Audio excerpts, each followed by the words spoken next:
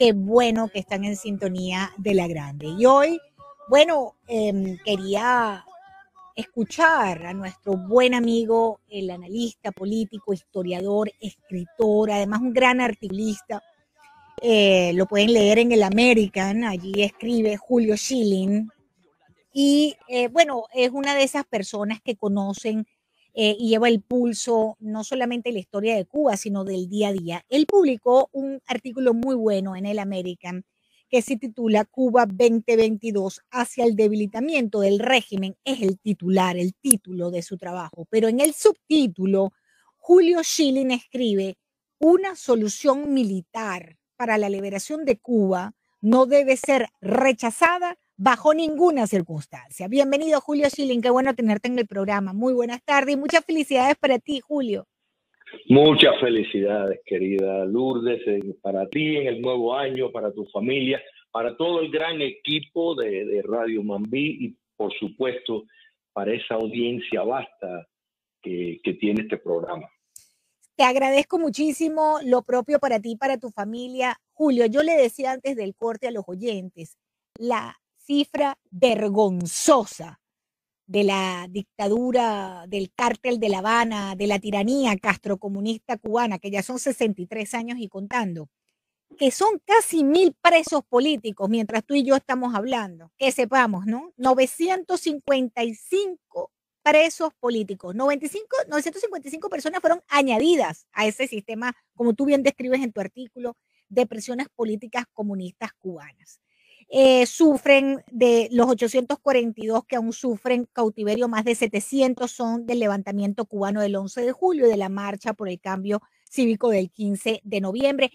Dos hechos principalmente, el del 11 de julio, que sin duda lo hemos hablado aquí, creo que estamos en la misma página, significan un antes y un después de lo que es la historia contemporánea de Cuba. ¿Tú cómo ves este 2022?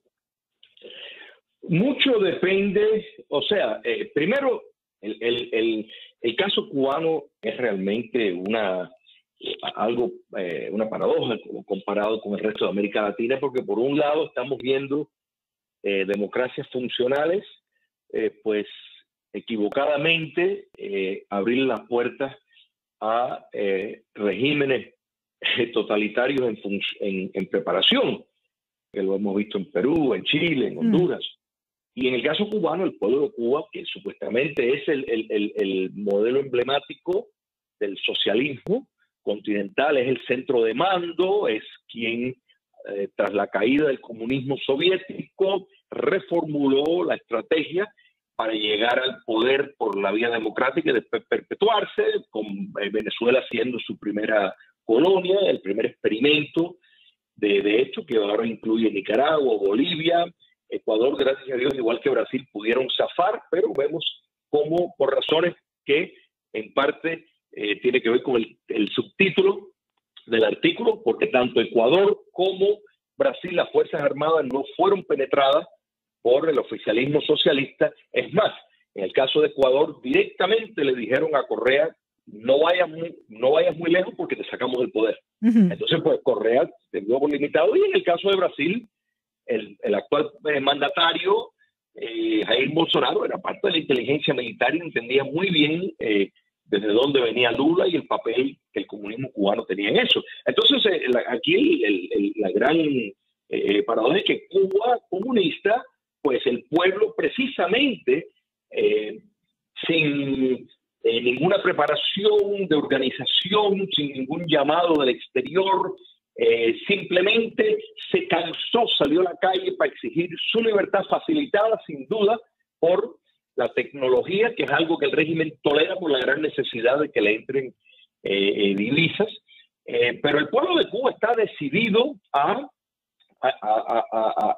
tener un cambio de sistema. No estamos hablando que están pidiendo simplemente meros mejoramientos económicos. Y esto es muy importante, en Lourdes, porque estamos viendo actores en Cuba involucrados en el proceso de liberación que normalmente no se metían en la política. Jóvenes que nacieron, crecieron con adoctrinamiento comunista y, sin embargo, precisamente ya no está la lucha para formalizar sus vidas fuera del país, en la nación cubana exiliada, sino precisamente trabajar para el cambio dentro, el cambio permanente y sistémico dentro de la isla. Entonces el régimen eso lo tiene muy claro y precisamente por eso estamos viendo estas sentencias draconianas. O sea, que primero hay que entender que Cuba comunista, por su condición de tener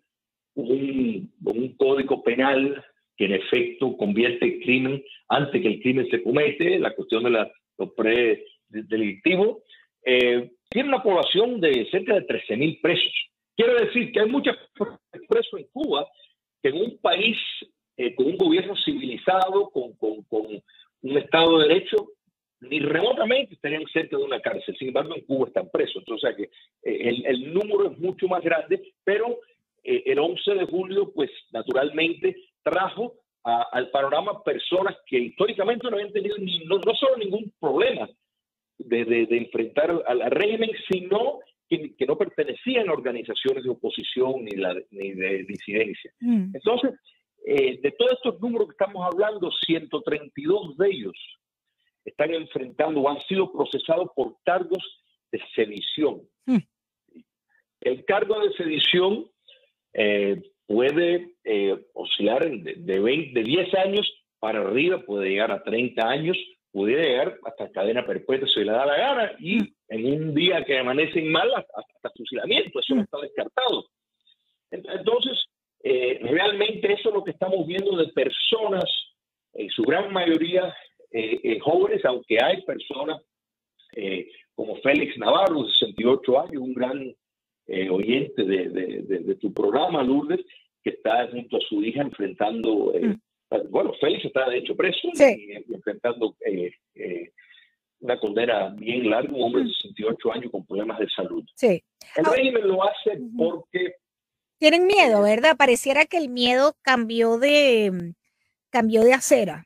O sea, evidentemente estamos hablando de una población desarmada, empobrecida, hambrienta, enferma, Julio, porque es la realidad, ¿no? El pueblo cubano tiene lamentablemente esas condiciones, esas características, pero también yo creo que el 11 de julio demostró, hubo ahí como un cambio, ¿no? Del miedo, hacia dónde fue el miedo.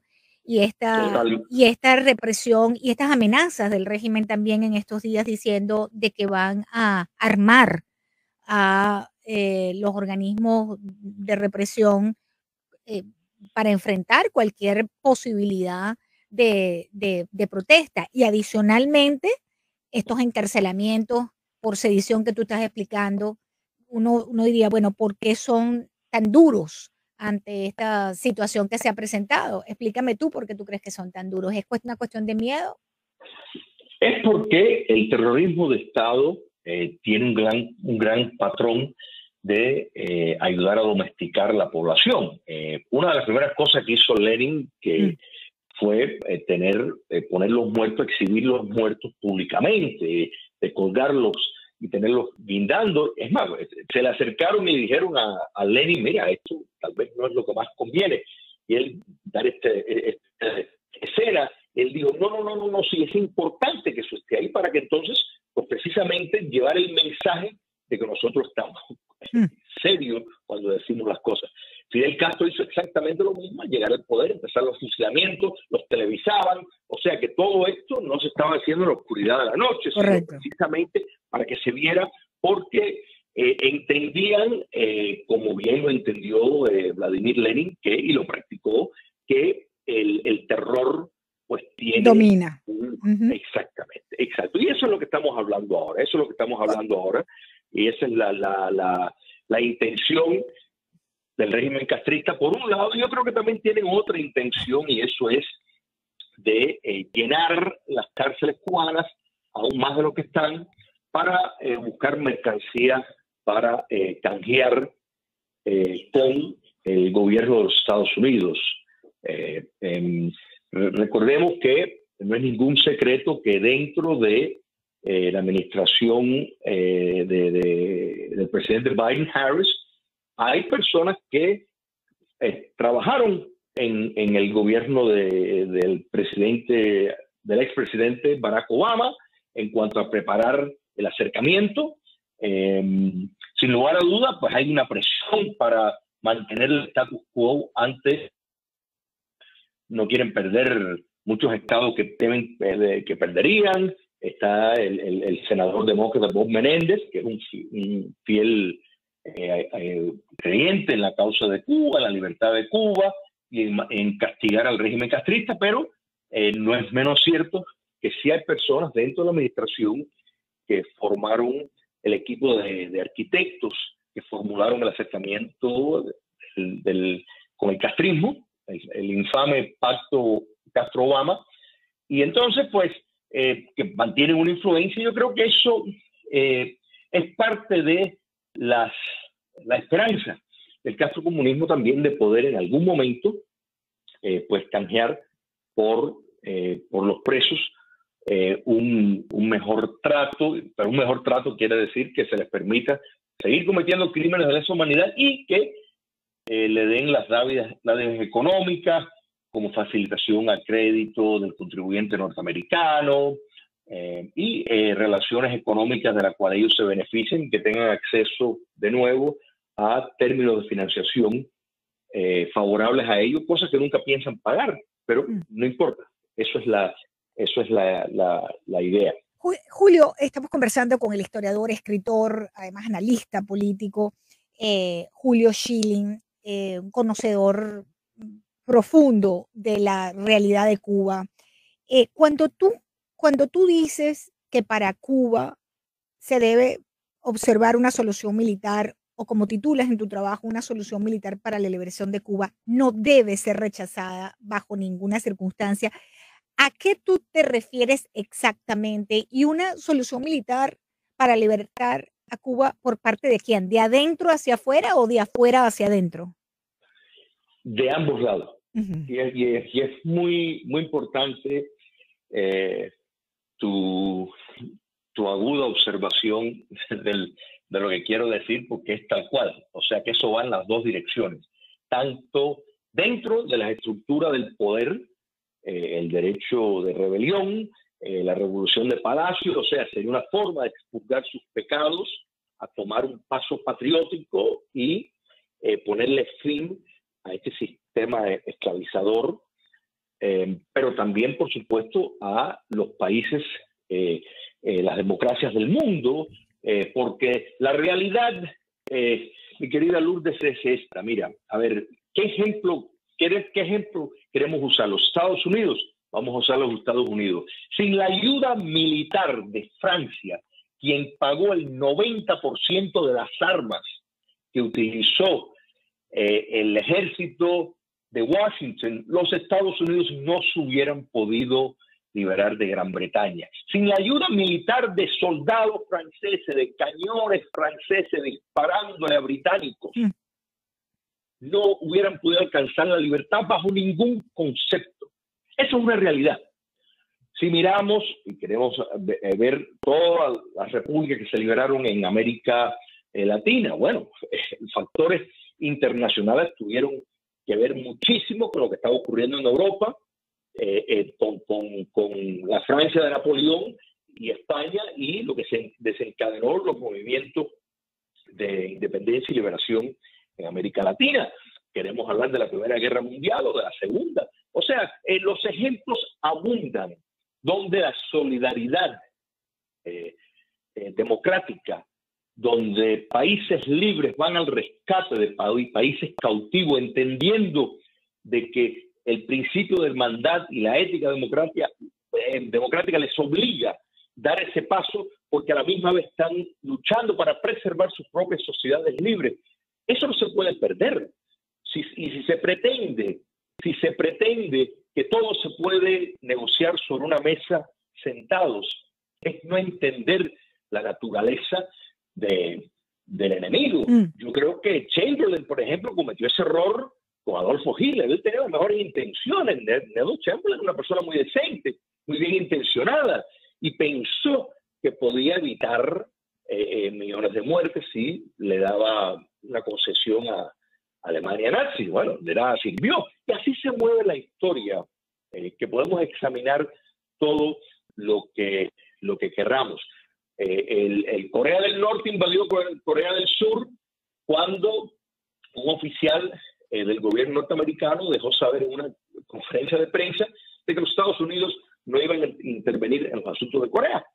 Bueno, meses después, a los pocos meses, ya Corea del Norte invadió, porque ese fue el mensaje que recibieron. No van a hacer nada, para allá vamos. Entonces, por favor, si se está serio en cuestiones de querer y no ayudar como mendigo, Cuba comunista es un gran responsable de la droga que entra en los Estados Unidos.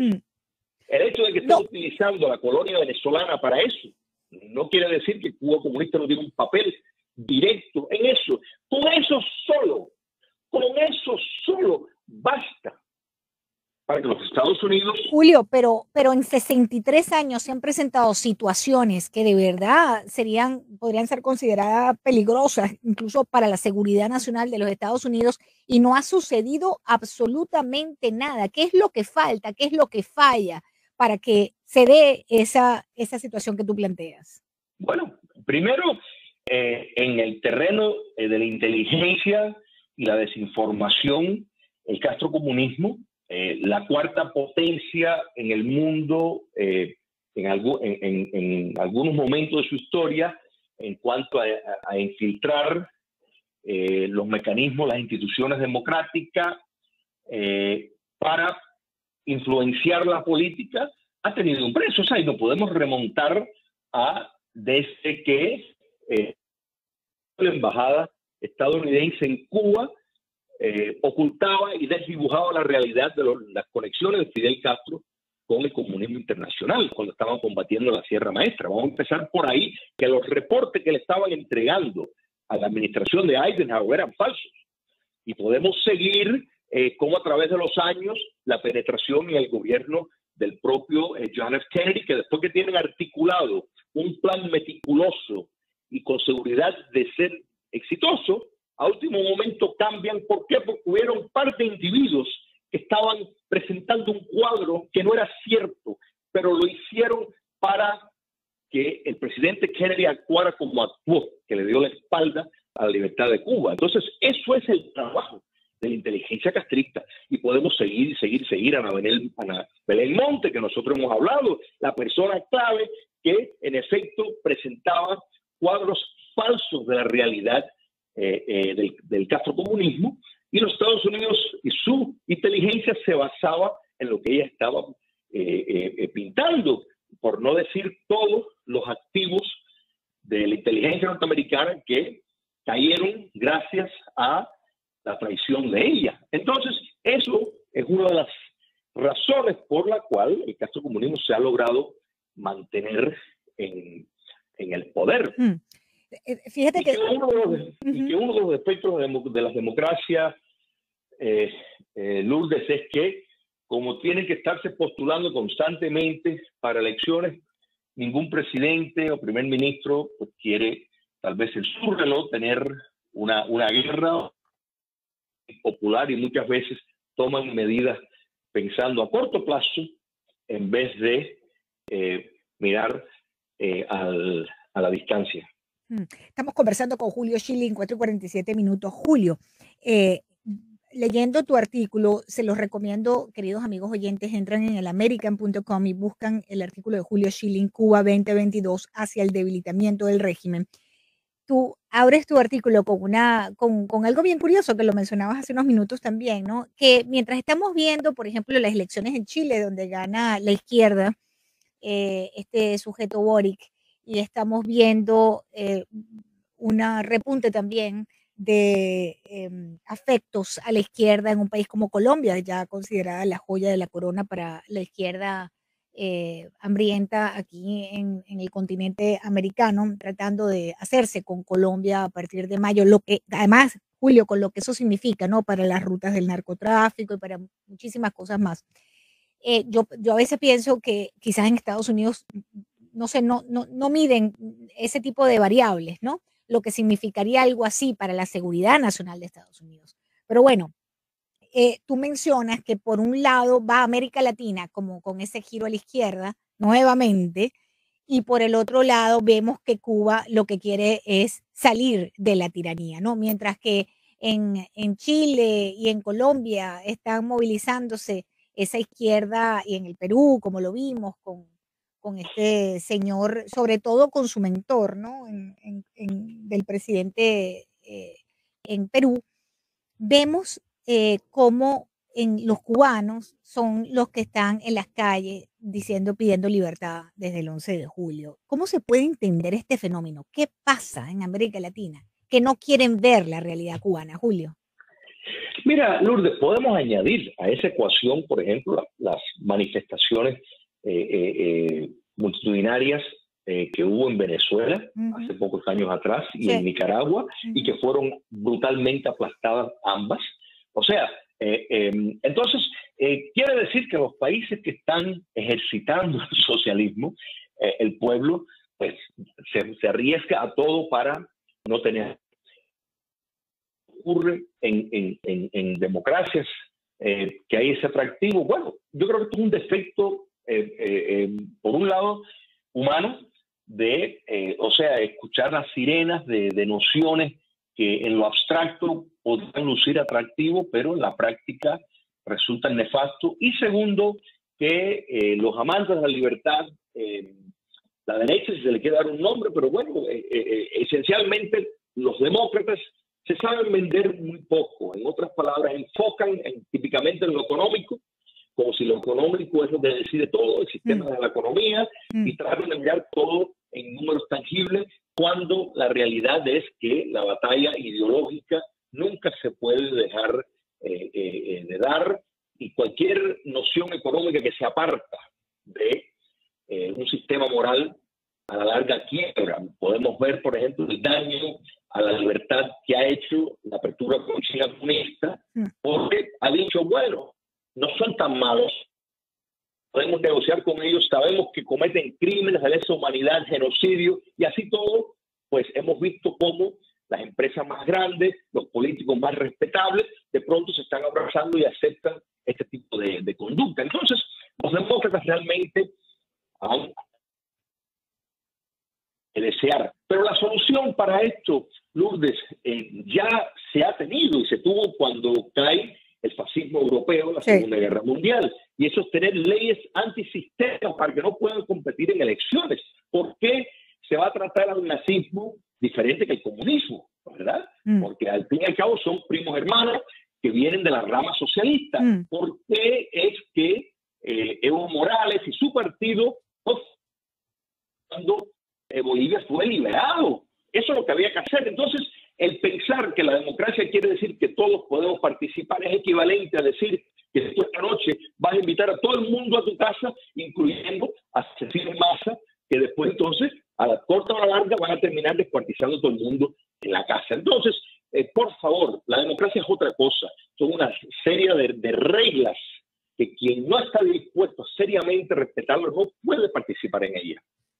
¿Cuánto tú le das a este régimen, Julio? Me quedan unos minutos, 4:52 minutos. Me escriben oyentes y me dicen que la situación muy difícil de los familiares, los precios, el tema del COVID, o sea, agravándose la situación en Cuba. Sin embargo, también hay otros factores. Estamos viendo un incremento de vuelos hacia Cuba, estamos viendo, debes haber visto, Julio, los vuelos llenos durante el mes de diciembre también para viajar a Cuba.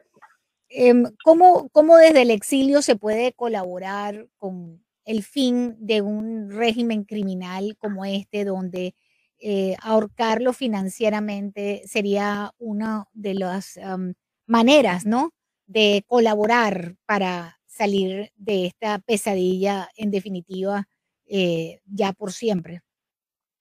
Mira, podemos mirar y sin lugar a duda, privarla de recursos al régimen castrocomunismo es fundamental, porque hay un enorme costo. La represión cuesta, el terrorismo de Estado cuesta, el espionaje en masa cuesta.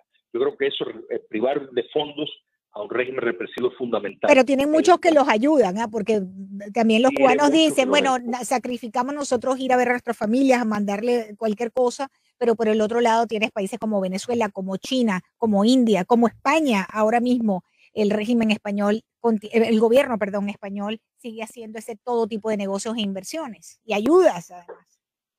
Sin lugar a duda, y eso es lo que realmente es el trabajo de la nación cubana exiliada, así como los cubanos dentro, y que realmente cualquier persona que ama la libertad es hacer, o sea, elevar la concienciación de la inmoralidad de comerciar y de facilitar recursos a un régimen como el castrista. Eso es parte de lo que ellos apostaron, el régimen castrista apostó cuando intentó colonizar a la nación cubana fuera de su territorio. Pensaban que, bueno, como ellos controlaban quién entraba y quién salía, que iban a salir y que iban a estar domesticados aún en el exterior, y descubrieron que no, y eso lo vimos todas las protestas acá a través de los Estados Unidos y todo el mundo, donde básicamente habían personas que habían llegado hace semanas de Cuba y estaban claramente interesados en promover cambios sistémicos. O sea, que esto es una batalla para perder el castrocomunismo y ganar el pueblo de Cuba.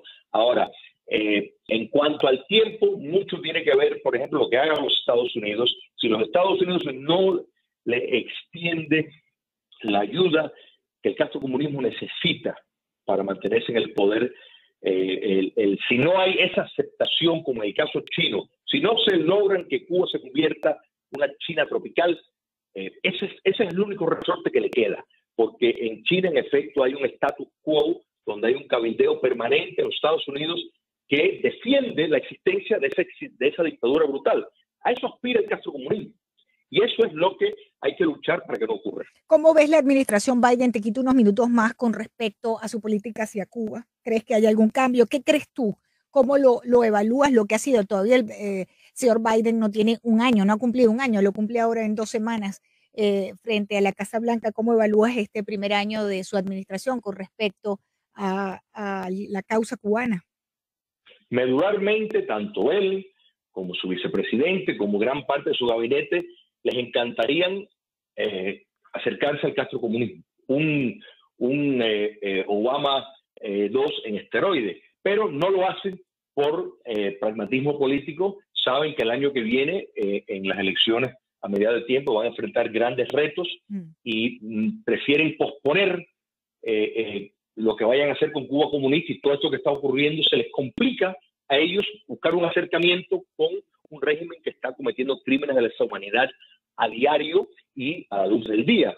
Entonces, pues, y si ocurre lo que todos pensamos que va a ocurrir, que van a perder la mayoría en la Cámara Baja, pues quiere decir que en efecto es limitado lo que un gobierno a bases de órdenes ejecutivas puede hacer cuando el Congreso es quien controla los mecanismos de gasto, y simplemente con no autorizar el dinero, pues el presidente puede firmar todo lo que quiera, que no se va a materializar en ningún momento. Pero adicionalmente, fíjate, Julio, el Departamento de Estado anunció hoy la imposición de restricciones de visado a otros 8 funcionarios de Cuba. ¿Qué funcionarios de Cuba vienen para acá? ¿En qué afecta a los funcionarios de Cuba que la administración de Biden le quite la visa para venir a Estados Unidos? ¿Es que acaso ellos vienen para los Estados Unidos? O sea, ¿qué implica para un funcionario de la nomenclatura castrista que le suspendan la visa americana? Explícame, por favor. Pero por supuesto, esto se ha convertido en algo que es como medio un chiste, pero un chiste ofensivo para personas que piensan un poco solamente, porque ninguna de estas personas está interesada en venir acá. Tienen ya el saqueo que han hecho, entienden bien dónde tienen que meter el dinero. No van a venir acá, pero es la simbología que buscan.